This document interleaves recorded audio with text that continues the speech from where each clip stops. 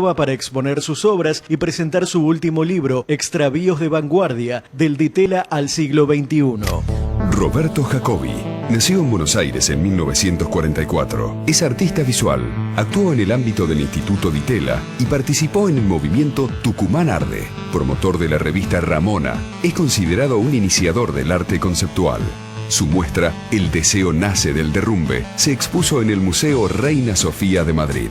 Yo he seguido la obra de Roberto a lo largo de los últimos 40 años, diría, siempre con mucho interés, considerándolo siempre uno de los puntos de referencia de la cultura argentina.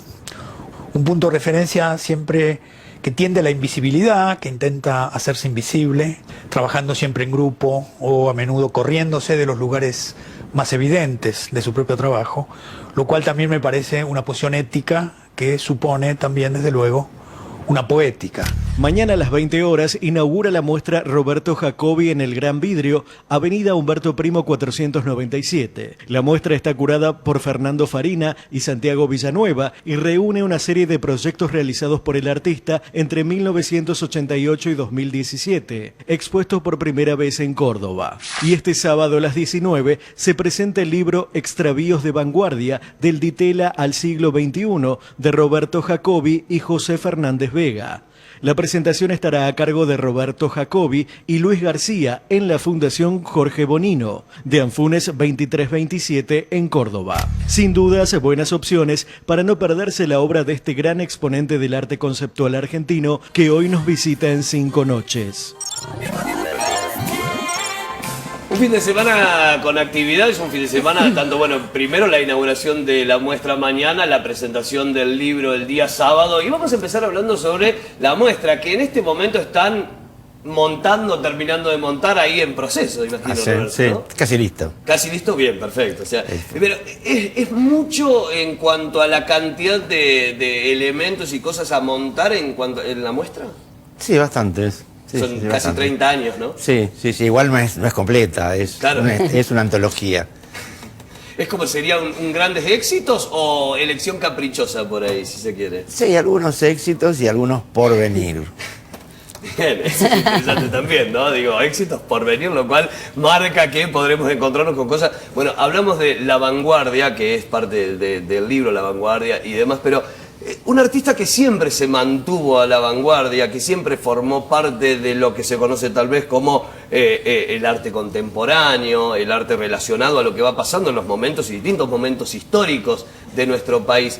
¿Cómo ha ido cambiando o cómo ha ido variando esto, la concepción del arte o de acuerdo a los contextos históricos? Bueno, como uno se imagina, sí, cambió muchísimo. Muchísimo, claro. Sí, muchísimo, es brutal.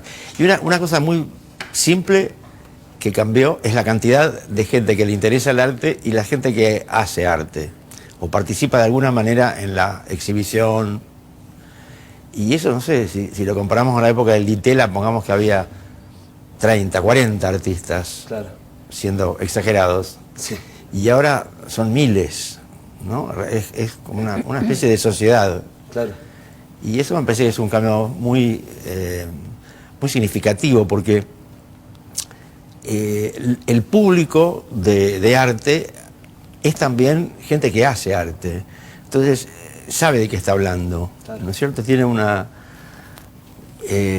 competencia, digamos, para pensar, referirse y muchas veces escribir también. Claro, sí, ni hablar. ¿Cómo fueron esos años de Ditela, ¿no? Donde empezamos a ver que era fundacional absolutamente todo, nos íbamos, se iba formando todo esto, bueno, y esta camada de 30, 40 tal vez en aquel momento y hoy que son miles. ¿Cómo fue esa etapa?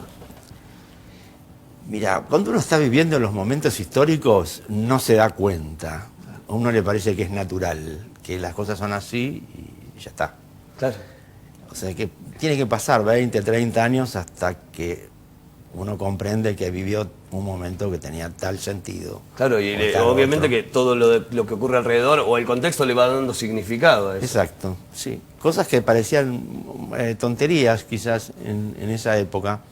Incluso, bueno, merecíamos bastantes ataques, ¿no? Claro. No era una cosa así, qué bien, lo felicito. Era más bien, qué locos de matar. Sí. Y bueno, esas mismas cosas a lo largo del tiempo se han resignificado y digamos, algunos han pasado a ser piezas que son, digamos, destacadas a nivel internacional, ¿no? Hay artistas que produjeron cosas en esa época y que sus trabajos son, digamos, reconocidos, estudiados, investigados. Claro, sí, luchar contra el prejuicio y luchar también contra una época, ¿no? El post-Ditela, los 70, principios de los 80, imagino no debe haber sido una época fácil tampoco, ¿no? En cuanto a la vida y llevar la vida del artista. No. ¿Qué quedó de eso, digamos, en cuanto a experiencia y en cuanto a punto negativo también, si se quiere? Bueno, la idea es esa idea, digamos, de las catacumbas, ¿no? Digamos que todo empezaba a funcionar más para adentro. No es que dejaban de pasar las cosas, Claro. sino que sucedían digamos, en un interior, llamémoslo así. Que a veces era algo público, pero, digamos, funcionaba como un elemento, un medio de protección, ¿no es cierto? De golpe podía haber un recital con 100 personas, pero en un lugar que era un sótano, que era en una calle que no tenía ninguna otra sala, Claro. etcétera. Era en un restaurante abajo, donde nadie podía pensar que podía estar habiendo un recital en ese momento, ¿no? Claro. Bueno, después había otras actividades como la poesía. Es igual en todas las épocas. Hay una persona que está escribiendo algo o diciéndolo. Así que eso no cambia. Se los acusó mucho de cipayos, de extragizantes, porque también Sí. eran formas de arte poco conocidas o todo lo que era vanguardia asustaba también. Claro. No, sí, es verdad, pero pasa que sobre todo tiene que ver en esa época con el uso del inglés en las canciones, ¿no? Una de las cosas que molestaba mucho en los 60, que cantantes argentinos usaran el inglés, Claro. o que pensaran en el rock. Claro, lo que pasa es que en esa época todavía no se tenía tanta claridad sobre la existencia del mundo global, de un mundo que interactuaba de distintas maneras, ¿no es cierto? Que ya el rock en la Argentina no era igual que el rock que se formó en Estados Unidos y así en distintos Claro, lugares. era importado, digamos, ¿no? Era una movimientos importación. culturales importados. Era una importación, es verdad. Y eso, digamos, recibía ciertos ataques, ¿no? Pero al mismo tiempo era una recreación, porque no era algo que se importara simplemente así.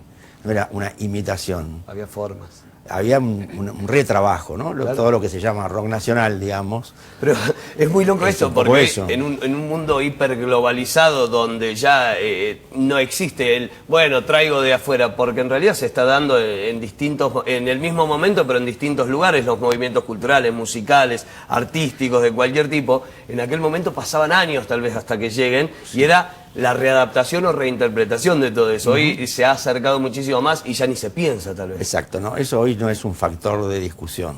Claro. No es un elemento de discusión. Bueno, y dentro del rock nacional la participación en Virus, 40 letras aproximadamente son Sí, un poco más tarde. en participación Sí. con los Moura en sí, pero Claro, en distintos momentos con Federico, con Marcelo, pero bueno, muchas no, eran de mi propia autoría personal.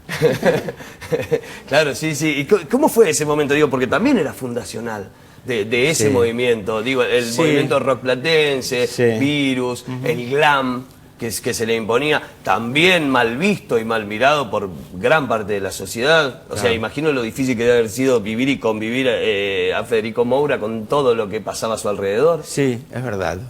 Pero yo había empezado bastante antes, ¿no? Sí, Porque sí. la primera vez que yo trabajé en un espectáculo de rock fue en el año 67, o sea, 1900, ¿no? Me refiero a esa década, ¿no? Que era un espectáculo de homenaje a los Beatles, que todavía no se habían separado, Claro. pero a ella le estábamos haciendo un homenaje, que bueno, justamente lo hicimos en la sala de audiovisual del Ditela, y era un espectáculo multimedia, con películas, diapositivas, humo, Claro. personajes que bailaban, no sé, en fin, Una gran puesta, una apuesta, una grandísima puesta. una apuesta con muchísima gente. Y actuaron ahí 3 grupos de donde después salió Manal, por ejemplo. Claro. O sea, se juntaron músicos de cada uno de esos grupos que hoy nadie recuerda, ¿no es cierto? Son nombres que han quedado. Sí, que han quedado dentro de lo que es la historia del rock nacional. Exacto, y sí, claro. uno puede ver entrevistas y demás, pero a lo largo se ha ido, de la historia del tiempo se ha ido perdiendo también, ¿no? Claro. Cata, ¿por qué la elección? ¿Por qué la obra de Roberto? ¿Y por qué traerla a Córdoba? ¿Por qué al Gran Vidrio? Y la importancia de esto para nosotros también, ¿no? Sí, por varios motivos. Me parece que, por un lado, es un deseo que creo que cualquier persona que está en el medio mostrando Claro. obra de artistas tiene como, no sé, es un sueño hecho realidad, ¿no? También Sí, poco para yo tengo 26 años y no sé si para los artistas inmediatamente de mi generación, pero los de, no sé, mis amigos, que son un poco más grandes, era como un referente fuertísimo. Y yo la verdad es que son esas cosas que no te imaginas, pero que de repente te encontrás en una situación donde se está dando algo que está bueno y un vínculo, y la verdad es que fue muy concreto. Santi Villanueva, que es uno de los curadores, tenía una muestra el año pasado en el Museo de la N, año pasado. En el Museo de la N en 2016 hizo una muestra donde se mostró por primera vez la serie de retratos que por ahí ven pasar, que son fotos 2016, que era alucinante. Y deciden, en primera instancia, con el proyecto Unidad Básica, que son los encargados de la presentación del libro el día sábado en Fundación Bonino, pensar algo como para volver a mostrar esas fotografías. Y bueno, por un montón de circunstancias que tienen que ver con que una de las chicas de Unidad Básica se fue a vivir a Buenos Aires y que el proyecto siguió, pero en realidad también con Robert, Santi me hizo ese comentario y empezamos a pensar una muestra un poco más grande, que incluya más material. No sé cómo al final cómo terminó Fer en este proyecto concreto, porque fue como... Se dio. Primero, sí, porque en realidad pensé en Santi, Claro. pero también Santi estaba como con muchos proyectos y dije, bueno, en realidad estaría bueno también trabajar con otro curador, amigo, querido de la casa y que de repente ya había tenido experiencias con Robert.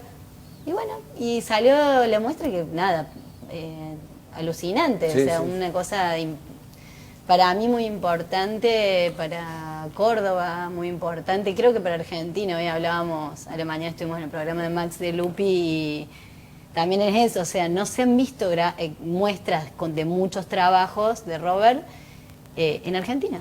Claro. Quizás se han visto muestras, por supuesto, donde ha participado, de hecho tiene muestras individuales y demás, pero no se han visto muchas de las obras que se van a ver ahora. Una estuvo en la Bienal de Sao Paulo, o sea, son representaciones de esos momentos, es casi una antológica, claro. Claro, sí, una antología tal cual como lo representaba. Son 30 años, una muestra que recorre casi 30 años de obras. El arte contemporáneo de esta época, el de hoy, el arte contemporáneo obviamente en la época de los 2000, de la segunda década del 2000, ¿cómo lo ve Roberto? ¿Representa la época, representa el momento que estamos viviendo? Mira, es casi imposible no representarlo, ¿no? Cualquier cosa que uno haga, de alguna manera representa la época, ¿no? Pero una cosa, digamos, muy típica de la actividad artística, de la práctica artística de los últimos años, es que tiene muy pocas reglas. O, digamos, no hay formas que dicen, no, esto es así, Claro, tiene o que esto ser es así. asá, se pinta de esta manera o se pinta de tal otra manera. O se pinta o no se pinta. Digamos, una persona que tiene prácticas artísticas, lo que se plantea más bien es un área de interés sobre la que él quiere experimentar o trabajar, que puede estar en la forma, en el color, en el tema, lo que se te ocurra.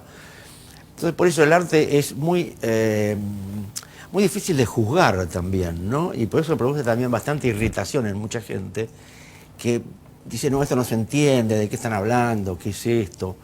¿No? Y es porque es arte experimental. Claro. Básicamente, esa es como la definición más importante, ¿no? En una época se hablaba de vanguardia, ¿no? De algo que está delante de otra cosa, pero porque había una idea de un camino. Esto está acá, esto acá, y luego viene esto otro que es la vanguardia. Hoy no se habla tanto de vanguardias como más bien de la experimentación. Claro. ¿No es cierto? Y la experimentación puede involucrar cosas tales como hacer obras con personas, ¿no es cierto? Claro. o con animales. Sí. Además de lo multidisciplinario, de lo digital con lo analógico, la posibilidad que nos dan las tecnologías, la posibilidad que nos da esto de la experiencia, de convivir, que forman toda esta experiencia de arte, ¿no? Recién decía, bueno, se critica mucho por ahí, pero porque creo que quien está intentando entenderlo o viene del lado de que conoce poco e intenta juzgarlo cuando no debería, Claro. y a su vez tampoco termina de comprenderlo. Es que también por ahí el problema es que querer entenderlo. Quizás no hay tanto para entender. Yo digo Quizás que es como ahí es donde querer empieza el entender problema. Una canción de amor. Claro. ¿Por qué pretender entender algo que es? Está haciendo lo que necesita ser. Claro. Digamos, Sí, por ahí sí. eso es. ¿Cómo fue la experiencia Tucumán Arde, Roberto? Uy, qué lejos. Sí, nos fuimos mucho más atrás, ¿no? Veníamos, vamos y venimos. Y la Revolución de Mayo, más o menos, ahí. Un poco más atrás, 1810. Claro. Bueno, eso fue una idea también así un poco prejuiciada en cuanto al género, y más nos interesaba el objetivo, ¿no? Que era difundir y convertir en un tema la situación de Tucumán en la época de la dictadura de Onganía.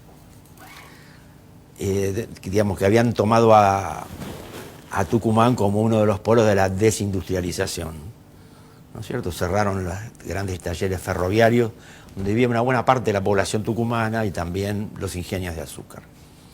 Entonces, bueno, hay un montón de artistas de Buenos Aires y de Rosario. Decidimos hacer una especie de campaña acerca de eso.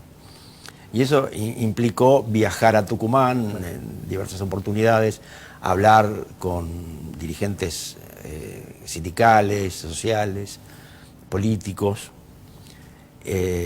con trabajadores de los ingenios, en fin. Documentar eso con películas, con fotos analógicas. Claro, en aquel momento. Y bueno, investigar, trabajar con sociólogos que investigaban también la situación, economistas. Bueno, con todo ese material organizamos 2 muestras, una en Rosario y una en Buenos Aires, que eran unas muestras así también de mezcla de medios, donde todo esto se confluía en una idea más de transmitir una situación. No lo hicimos nunca con la pretensión de hacer arte ni nada. Lo que pasa es que, bueno, después con el tiempo, contar una situación que está se ocurriendo. convirtió en una gran obra famosa de arte. ¿El arte tiene que ser o es necesariamente político o apolítico? Bueno, un poco las dos cosas. Creo que es político en cualquier caso, ¿no? Y no necesariamente político es lo que habla de política explícitamente, Claro. ¿no es cierto? Hay siempre una ética en lo que alguien está haciendo, una ética que hace a la forma de trabajar, con quién trabaja, los materiales que utiliza, de qué manera los trabaja. Así que desde ese punto de vista sí, Claro, siempre, eso te siempre define político. políticamente. Hay otras cosas que son más la política obvia, ¿no es cierto? No sé, ya un cuadro con Menem. Sí. Bueno, indiscutiblemente ahí nadie va a decir que no es político. Sin embargo, la obra puede ser muy poco interesante o muy interesante. Bueno, depende de qué es lo que se haga con ella. Sí. Tenemos la presentación, mañana apertura de la muestra a partir de las 20 horas, pero el sábado está la presentación del libro también, Extravíos de Vanguardia, del Ditel al siglo XXI. Imagino que es un recorrido metiéndose en cada una de las décadas, en cada Sí. uno de los años, del Ditel justamente al siglo XXI, ¿no? Claro, lo hicimos con José Fernández Vega, que es profesor de estética en la Universidad de Buenos Aires. Bueno, con eso uno se imagina profesor de estética, alguien con el que es difícil de hablar, pero no es así, y somos más bien amigos, una persona que sigue muy atentamente la evolución del arte en distintos lugares del mundo, Claro. incluso. Y fue una charla, fueron conversaciones, realmente no fue nada demasiado programado. Sí, José, le interesaban temas que realmente son preguntas